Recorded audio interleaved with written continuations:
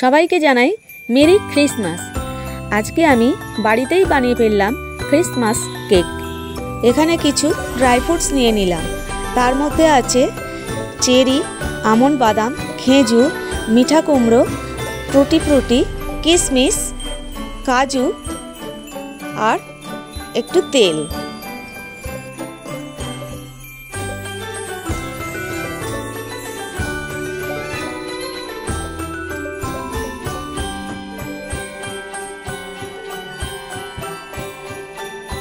এরপর একটা কমলা লেবু নিলাম, তার আমি জুস বানিয়ে নিলাম।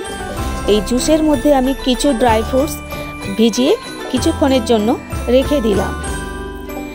তারপর একটা বাটিতে আমি 3টে ডিম নিয়েছি। 3টে ডিম ফাটিয়ে সেটাকে আমি একটু ফেটিয়ে নিলাম। তার মধ্যে একে একে ময়দা,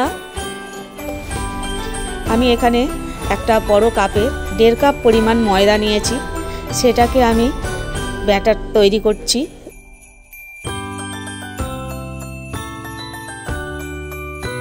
এবং তারই মধ্যে আবার চিনি দিয়ে দিলাম 1 কাপ, দুধ দিলাম। তারপর আমি এটাকে ভালো করে ফেটিয়ে নিলাম। ফেটিয়ে একটা ব্যাটার তৈরি করলাম। দেখেছো, ব্যাটারটা কিন্তু এখন অনেক টাইট আছে।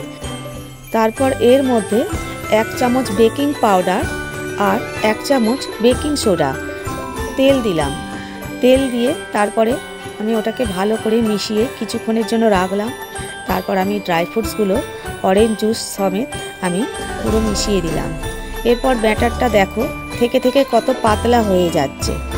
ব্যাটারটা ঠিক এরকমই রাখতে হবে। উপর থেকে আরও সব ড্রাই ফ্রুটসগুলো সব দিয়ে দিলাম। দিয়ে 1 চামচ আমি ভ্যানিলা এসেন্স আমি ওর মধ্যে দিয়ে মিশিয়ে দিলাম। মিশিয়ে এইদিকে একটা থালাতে আমি তেল মাখিয়ে তার মধ্যে গায়ের মধ্যে একটু ময়দা ছড়িয়ে দিয়ে এরপর আমি ওটার মধ্যে ব্যাটারটা ঢেলে দিলাম। ঢেলে তারপর আমি কড়া আগে থেকেই আমি ওভেনে বসিয়ে তার মধ্যে নুন দিয়ে প্রিহিট করতে রেখেছিলাম। তার মধ্যে আমি কেকের ব্যাটারটা আমি বসিয়ে দিলাম। বসিয়ে একটা ঢাকা দিয়ে 20 মিনিটের জন্য ছেড়ে দিলাম। 20 মিনিট পর আমি সেটা ঢাকনা খুলে উপর থেকে ড্রাই ফ্রুটসগুলো আবার সাজিয়ে দিলাম। দিয়ে আমি আবার ঢেকে 20 মিনিট রেখে দিলাম। 20 মিনিট পর তুলেছি। এই দেখুন কীরকম কেকটা তৈরি হয়ে গেছে। কোনো এর মধ্যে দাগ লাগছে না। একটা ছুরির সাহায্যে কেকটা আমি একটা থালার মধ্যে তুলে নিলাম। তারপর তাকে পিস পিস করে কাটলাম। দেখো কত স্পঞ্জি হয়েছে, কত সফট হয়েছে কেকটা। তারপর আমি কেকটা সার্ভ করে দিলাম। ভিডিওটা ভালো লাগলে আমার চ্যানেলটা সাবস্ক্রাইব করে দিও।